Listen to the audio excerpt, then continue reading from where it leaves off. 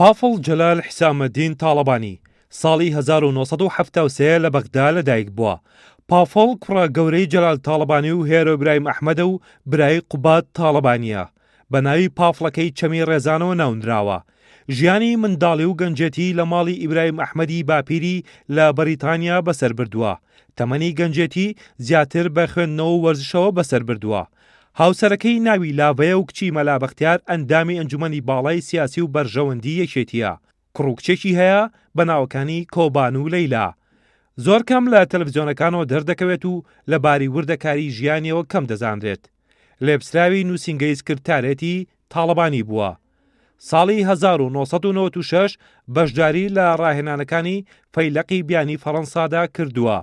ساڵی 1998 یەکێک بووە لە بەشداربووانی ڕاهێنە سەربازیەکانی بەریتانیا. ساڵی 2000 بەشداری لە ڕاهێنانی هێزە تایبەتەکانی ئەمریکادا کردووە. لە ئەمریکا و بەریتانیا استراتیژی سیاسی خوێندووە. یەکەم جار وەک وەرجێر لەگەڵ هێزەکانی ئەمریکا گەڕاوەتەوە بۆ کوردستان.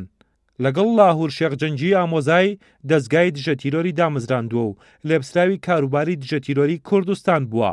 لە دوای کۆچی دوای سەرۆک مام جەلال و گەڕانەوەی تەرمەکەی بۆ شاری سلەیمانی، پافڵ تاڵەبانی زیاتر لە جاران دەرکەوتەوە و بە ئاڕاستەی یەکخستنەوەی نێو ماڵی یەکێتی کاری دەکرد. دەنگە ناڕەزایەکانی ناو یەکێتی و دەرەوە یەکێتی ئاش کردەوە. ڕۆڵی لە دانانی سەرۆک کۆماری عێراقدا هەبووە. تا کۆنگرەی چوارەمی یەکێتی نیشتیمانی کوردستان هیچ پۆستێکی لە ناو یەکێتیدا نەبووە. هەر لەو کۆنگرێدا بە 791 دەنگ بە ئەندامی سەرکردایەتی هەڵبژێردرا. لە 18 شوباتی ساڵی 2020 لەگەڵ لاهور شێخجەنجی بە هاوسەرۆکانی یەکێتی نیشتیمانی کوردستان هەڵبژێردران.